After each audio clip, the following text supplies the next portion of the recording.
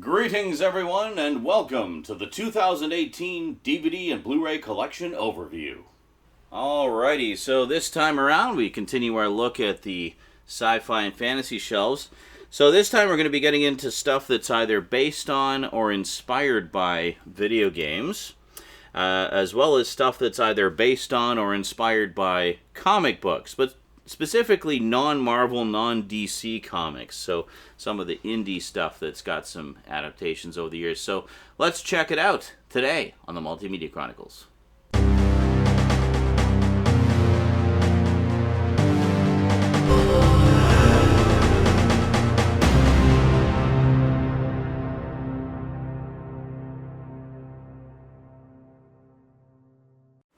Once again, don't mind the fan noise in the background.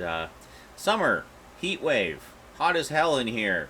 Alrighty, so let's take a look here. So basically this section here is stuff based on or inspired by video games, and then we start in with the comic books. Basically things that, again, were kind of based on or inspired by comics or directly adapted from comics. Specifically non-Marvel or DC stuff, and you can see there's quite a lot here.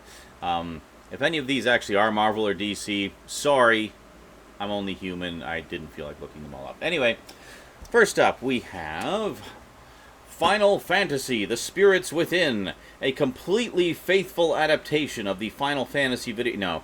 I honestly don't know why they even called this Final Fantasy, other than the animation style is very similar to what you see in the cinematics. But what this is essentially is a pretty cool sci-fi movie with an all-star cast, and at the time, pretty cutting-edge character animation stuff, which actually, honestly, still looks pretty good today. So, yeah, I had this on DVD a while back. This Blu-ray basically carries over pretty much all the extras from that DVD edition, and it's very nice. Now, I do need to still get Advent Children, Final Fantasy VII Advent Children. I used to have it on DVD. I don't anymore. I need to get the Blu-ray. Apparently, Blu-ray has some additional footage. That one is very directly based on the game. And then we have Max Payne, which I actually have not watched yet because I still have yet to play the games. Yeah, I played a little bit of the first game and found it disturbing and never got back to it. But apparently the whole trilogy is really good, so one of these days I will check it out. And here we go. Now we have the all-time classic Tron, along with its sequel, Tron Legacy, both of which I really enjoyed, actually. I really like the fact that Tron Legacy was a proper sequel that picked up the story like 30 years later. The animated series that ties into that, Tron Uprising, is also really, really good. And sadly only got one 19-episode season and no Blu-ray release in sight. Come on, Disney, can we have that, please? Anyway, great stuff. I do love me some Tron. Then we have a pretty recent one here. We got Ready Player One, the 3D edition.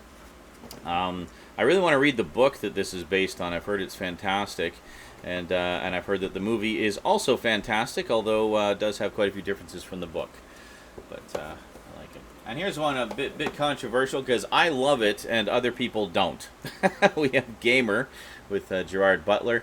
I really like this a lot. This is from the folks who did the Crank movies, and I just think this is a really fun, silly movie that I don't know why people take it so seriously and get all bent out of shape about it. I enjoyed it.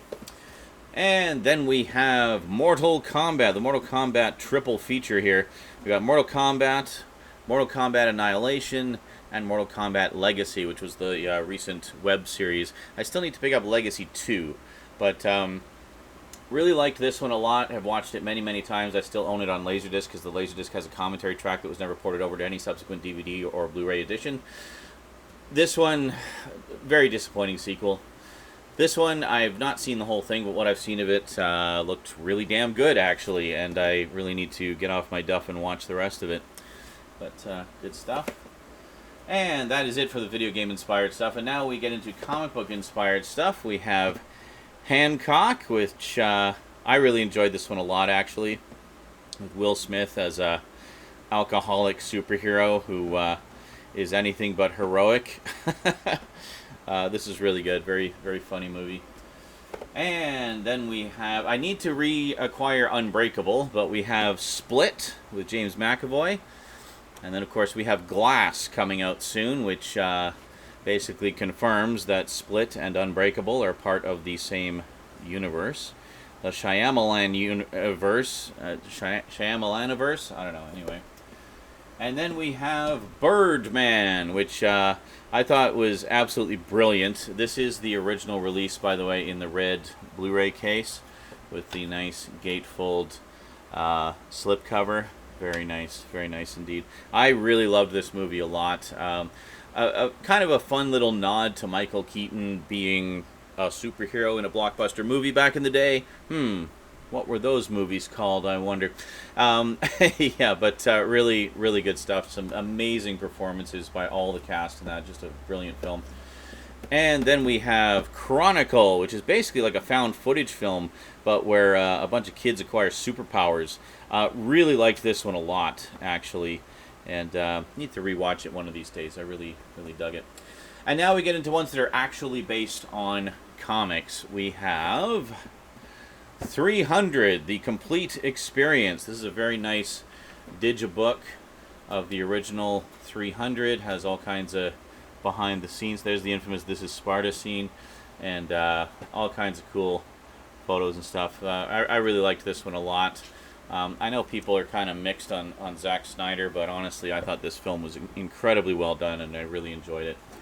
And then we got the, well, I guess prequel, actually, 300, Rise of an Empire, the 3D edition. Let's see if we can get some 3D-ness there a little bit with the lenticular cover. Very nice. Still haven't watched this, but looking forward to it because I really enjoyed the first one.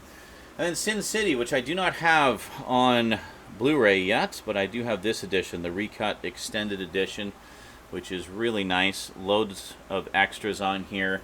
It includes both versions of the film. And also, as a bonus, it actually includes a smaller-sized version of the first book, Sin City: The Hard Goodbye. So that's the story of Marv. Great stuff. So yeah, I definitely want to get this on Blu-ray at some point. My only complaint about the recut extended version is it's been recut into episodes rather than just being an extended version of the full film. So it's like each story is an individual story adapted from one of the graphic novels. And then we have Sin City: A Dame to Kill For. There we go. I do have this one on Blu-ray, and this one also is the 3D edition. I still have to watch this, actually. As much as I love the first one, I just haven't been in any rush to watch the second one. I figure, well, I've got it. No big rush. And then we have From Hell. Got Johnny Depp on the hunt for Jack the Ripper. It's based on the Alan Moore graphic novel. And notable in that it's the only film adaptation of an Alan Moore graphic novel which actually has his name on the credits. He tends to disown film adaptations of his work. And then based on the long-running anthology magazine, we have Heavy Metal. Love this movie so much. Great stuff. Still haven't seen the second one, which I've heard is not all that good, and is not an anthology thing either. It just follows Fact 2, which is a series of adventures, like sort of fantasy sci-fi adventures. Then we have Tank Girl. Loved this one. Saw this one in the theaters, actually. Really enjoyed it. So much so that I went out and bought a volume of the first batch of the original comics. Really enjoyed it a lot. Apparently there was a director's cut of this, which for whatever reason we've never got a release of, which apparently does fix a few of the issues with it. But this is a Shout Factory release. Very nice. And then we have this nice big set of Hellboy, the director's cut. Very good. 3 discs and a booklet, I guess. Hold on. Can I get it out? Hold on. There we go. 3 discs and a booklet. Oh, look at that. All that mysterious writing in there. Yeah. Very cool. Anyway, gotta love Hellboy. Main reason I haven't picked it up on Blu-ray is because, well, this set has got way more extras on it. I understand the director's cut, at least the director's cut of the movie, is on Blu-ray with some of the extras ported over. I'll pick it up at some point, just to have the movie in better quality. And then we've got Hellboy 2, The Golden Army. This is pretty cool. We've got the well, you can see that the slipcover that actually goes from the comic book version, the Mike Mignola artwork, to the movie version. That's pretty rad. I like that. And then we have The Rocketeer, which, funny enough, is being made into a children's cartoon series. Okay. Now, by children's, I mean like a show aimed at, like, literally aimed at 3-year-olds. So, okay, the Nazi punch-in World War II hero, the Rocketeer, is being turned into a show for 3-year-olds. Okay, then. Why? Why do these things happen? Let's see. And then next up we have The Mask. I just can't keep anything together. Anyway, we have The Mask, the classic Jim Carrey adaptation, quite watered down from the original comics. The original comics were quite violent and bloody, but this movie is just so much fun. I mean, the effects were pretty groundbreaking at the time. All the CG stuff added to Jim Carrey's already rubbery visage. Very cool. I like this one a lot. And then we have Valerian, based on the long-running graphic novel series of the same name. Not bad. I mean, honestly, I thought I would enjoy this one more than I did. I thought it was okay. I had some issues with some of the characters in it. I just didn't find them particularly engaging or likable. But visuals are spectacular. It's definitely a spectacular-looking movie. And even though I wasn't overly thrilled with it, I do still want to check out the original comics, because I understand they're quite good. And then we have Ninja Turtles 3D, which I did a 47-minute video talking about it. This is the first of the Michael Bay produced ones. I had a lot of issues with this movie. There are some things I like. There are some things I didn't like. I go into them all in my video. Enough said. But then a couple years later, we got Ninja Turtles Out of the Shadows. Holy moly, what an improvement. This is literally like the 80s cartoon brought to life. This was, I think, one of the best Ninja Turtles movies ever made, to be perfectly honest. Absolutely night and day difference. So much fun. It still has the kind of weird faces for the turtles. That's sort of my one caveat with it. But overall, a vast improvement. And unfortunately, people still insisted on hating on it on the basis of not liking the first one, which I think is just silly. You're only denying yourself a good time. And then we have The Shadow with Alec Baldwin. Anyone who frequents my Twitch streams will know that I'm a huge fan of the original radio series of The Shadow, so picking this one up was a no-brainer. I did, a while back, buy it on Laserdisc, and the Laserdisc arrived cracked in half. So, yeah. So this is actually the first time I've owned it in actual watchable form. But great stuff. Actually, a surprisingly good adaptation of a radio character. And then we have The Green Hornet. This is the Seth Rogen one, of course. I thought it was all right. I don't know why they went so kind of tongue-in-cheek with it. I mean, considering the original TV series was actually played pretty straight. But I love this steelbook with the grill of the Black Beauty on there. Very cool. And then we have Red, which is still in the shrink wrap. Yeah, this one I've heard is a lot of fun. Actually, it was my mom sent this one to me because she watched it. I don't think she even knew it was based on a comic book. But she really enjoyed it and wanted me to check it out, so she sent it my way. And then there's, of course, the sequel as well, Red 2. So one of these days I'll have a double bill of these, and I'm sure I'll enjoy them because Mom seems to know what I like. Alright, so carrying on here. Sorry, just crash, boom, bang. Next up we have Paperman with Ryan Reynolds. So kind of a superhero movie with Ryan Reynolds. This isn't actually based on a comic book, I don't think. I think it's just yeah, it doesn't say here. It says it's just kind of comic booky, so I put it in that section. So yeah. And then we have The Crow, the classic Alex Proyas directed film with Brandon Lee, based on the graphic novel. this is such a beautiful movie. I love this movie so much. This, I mean, really, to me, is one of the ultimate graphic novel adaptations on film. It really feels like a graphic novel brought to life. Like, it's just, the visuals are spectacular, the score is beautiful, the licensed music is wonderful and dark and gothic. It's just, just a fantastic film.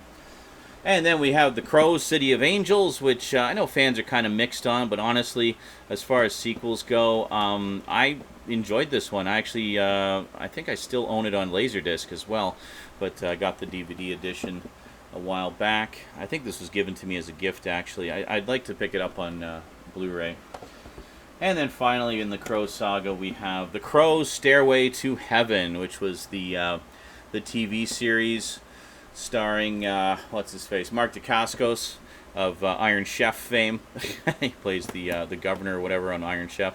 But he is really good as Eric Draven in this, and this series is really good. I was actually genuinely surprised by just how good it was. So, very pleasant surprise there.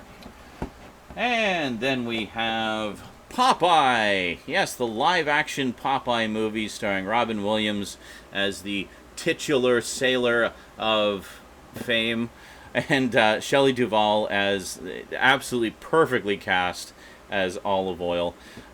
This one didn't do very well at the box office, but it was always a favorite of mine. I actually always really liked it. And it's directed by Robert Altman, of all directors. Yes, the guy who did the original MASH movie, and lots of other sort of Americana movies, and Gosford Park, strangely enough. But anyway, they really went all out with this one. Like, this was a huge movie production. I actually have a book, like a novel style book, all about the making of this movie, and the amount that went into, like, the attention to detail, and they actually built Sweet Haven. Like, they built a whole freaking town on, like, a shore somewhere for the movie. So it's like basically all location in this town that they built. Like, it's incredible. And so it's unfortunately kind of bombed in the box office.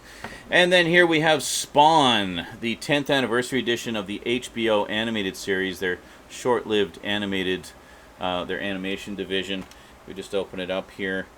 Yeah, so we got some ads for McFarlane Toys, and we got 3 discs there. We've got seasons 1, 2, 3, and bonus material. So pretty cool. It's a very, very nice set. Really like this show a lot. It's a shame that HBO decided to close their animation division, because quite frankly I thought they were doing a great job. And then finally, last but most certainly not least, we have, this was sent to me by It's Frank, we have Condor Man, which I always really liked. Starring, what's his face? Michael Crawford. Yeah, Michael Crawford, who most people know from Phantom of the Opera. Yeah, when I saw Phantom of the Opera come out, I was like, oh, hey, it's the guy from Condor Man. And everyone looked at me like I was insane because they hadn't heard of it. But I really enjoyed Condor Man. I actually have the novelization of it and a couple issues of the short-lived Whitman comic book that came out. But I liked it. It's basically about a writer, like a comic book writer, who ends up getting caught up in some espionage and essentially dresses up like the character in his comic books to battle the evil spies. It's good, cheesy fun. And no, Michael Crawford doesn't sing at any point in it. It's not a musical. But, yeah, so when Phantom of the Opera came out, I was like, wait, Condor Man can sing? And yes, he can actually sing quite beautifully. He's got an amazing voice. But, yeah, so there you go. Alrighty, so that is it for the video game stuff, comic book inspired, and non-Marvel DC comics. Next time, we're going to be getting into, I know you guys some of you have been waiting a long time for these ones. We'll be getting into the Marvel shelf and the DC shelf. Yes, I have so much Marvel and DC that they both take up an entire shelf of their own. So, we're going to get into those next time, and in deference to not playing favorites, I'm going to be posting both the Marvel and DC overviews simultaneously. So whichever one you're more of a fan of, if you are a fan of more one than the other, then you can take your pick and watch whichever one you want first. Or if you're like me and you like them both about equally but for different reasons, then you can watch both of them. Alrighty. Hi! That is it from me to you for now, folks. So until next time, thanks for watching. Big thanks to my Patreon sponsors, and sayonara. Oh, how could I forget this one? Kind of a significant part of this section of the collection, we have Heroes, the complete first season on Blu-ray. Yeah, great stuff. Love this show. I have not actually seen the new one. They did a new miniseries of this, like a little revival one. I don't have that one yet, but we'll put this here, I guess. And then we have season 2. Now, a lot of fans say that, wow, it like instantly went off the rails in season 2. Well, I think that's because there was a, was it this season or the next season? I think it was this season. There was a writer's strike, and their original plan for season 2 had to be kind of altered as a result. So they ended up going in some different directions, which, you know, some fans didn't like. But honestly, I mean, my thinking on it was, the whole thing is structured like a comic book, right? So, comic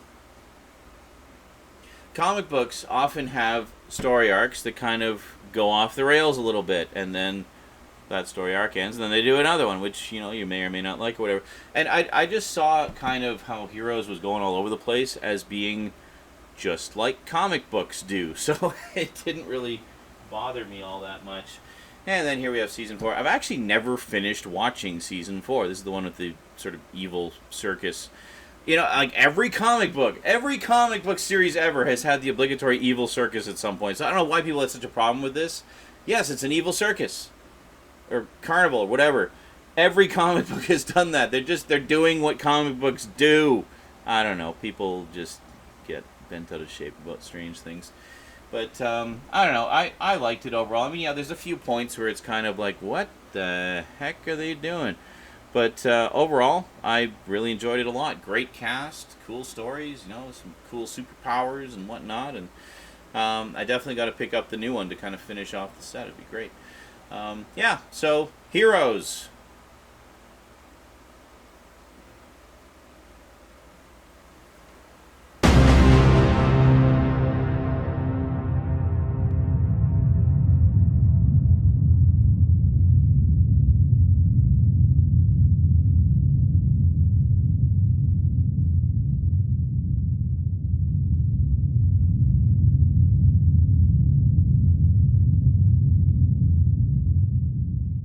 And I just know there's probably going to be one of them in there that's either Marvel or DC, and someone's going, that was actually published by DC. You're wrong. You made a mistake, and that's all I'm going to focus on for the entire content of this video, because it's all that matters, because you made a mistake.